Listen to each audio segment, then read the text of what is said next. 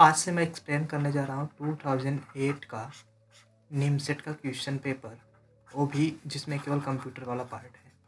तो आओ देखते हैं इसमें किस तरीके से हम इसको समझेंगे और इसके खुद के जो हम कॉन्सेप्ट सीखेंगे, हम इससे रिलेटेड कोई अगर दूसरा क्वेश्चन पूछता है अपकमिंग निमसेट वाले पेपर में तो हम आराम से उसको समझ के सॉल्व कर सकें।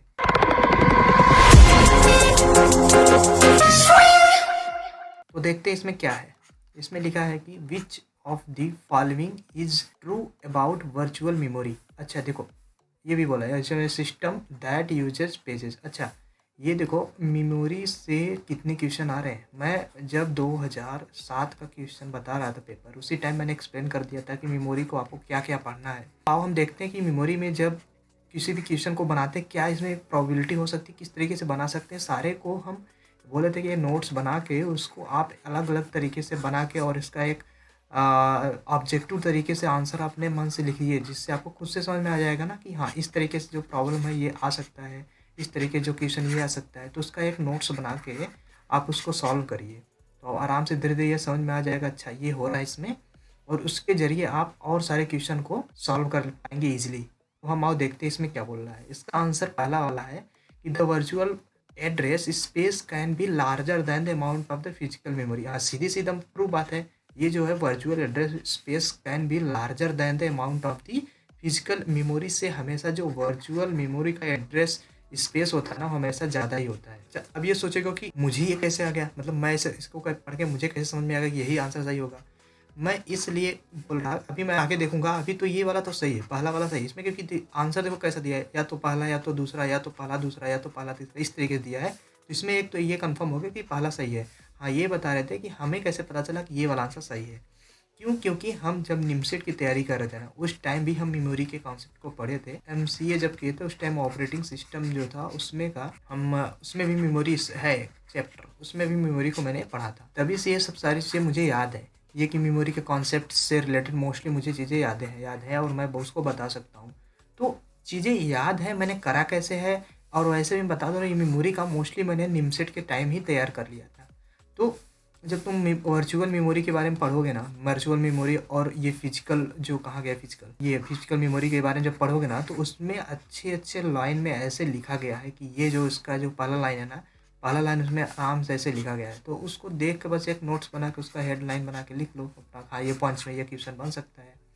तो ये वाला एक क्वेश्चन हो गया, पहला सही। दूसरा देखते हैं, program must be resident in main memory throughout their execution. ओ ये तो कंफर्म गलत है। क्यों? क्योंकि कभी भी अब प्रोग्राम जब कभी सी लैंग्वेज हम पढ़ाएंगे तो उसमें बताएंगे कि प्रोग्राम का एग्जीक्यूशन कैसे कहाँ लोड होता है, कहाँ से उसको एक्सी फाइल में कन्वर्ट करता है, किस मेमोरी में जाके ये एग्जीक्यूट कराता है। हम डायरेक्ट किसी एक मेमोरी में, जैसे हम सीपीयू में ले जाके किसी एक मेन मेमोरी में डायरेक्ट हम सब कुछ नहीं कर सकते ना।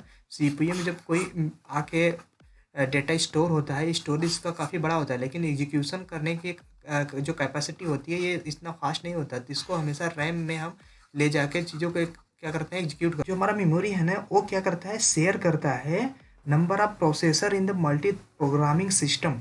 अभी के जो लैपटॉप या कंप्यूटर है ना, वो मल्टी प्रोग्रामिंग सिस्टम पे बेस्ड पे काम करते हैं।